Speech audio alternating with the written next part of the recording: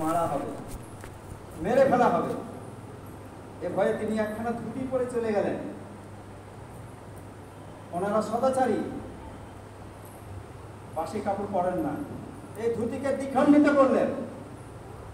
ঠাকুর অনুকূল চন্দ্র বলছেন, এক খণ্ড পরে শুয়ে পড়লেন, আর এক খণ্ড তুলে রাখলেন।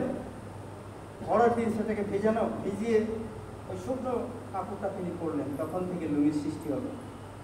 এরকম সদাচারী ছিলেন। আজকে আমরা কি করছি? আমরা মুসলমান বলে দাবি করছি, আমরা মানছি হযরতের সে কথা। আমাদের মাংস না হলে চলে না। ঠাকুর বলেন, আমি পুরাণ পড়ে দেখলাম একদিন, দেখছি যেগুলো না খেলে না কাটলে ঝরে পড়ে নষ্ট হয়ে যায়, সেই জিনিসই আমাদের খাদ্য। পুরাণের মধ্যে লেখা আছে।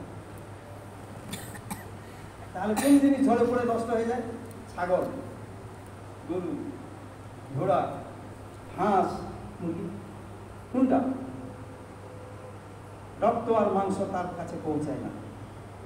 স্পষ্ট লেখা। তিনি কি খেতেন তাহলে? খেজুর আর শুকনো রুটি। যা হোক, সময় খুব কম। আমি রঘুধার কাছ থেকে কিছু শোনার জন্য আগ্রহী। তিনি কিছু বলবেন। সময় অতিক্রান্ত হচ্ছে, প্রায় 2 ঘন্টা হতে চলেছে। সবাই ভালো থাকবেন। যদি কিছু ভুল বলে থাকি, কারো মনে লেগে থাকে, ক্ষমা করবেন। আর ঠাকুরের সাথে মিলিয়ে দেখবেন। যদি মিলে থাকে গ্রহণ করবেন, না বাতিল করবেন। জয় গুরু।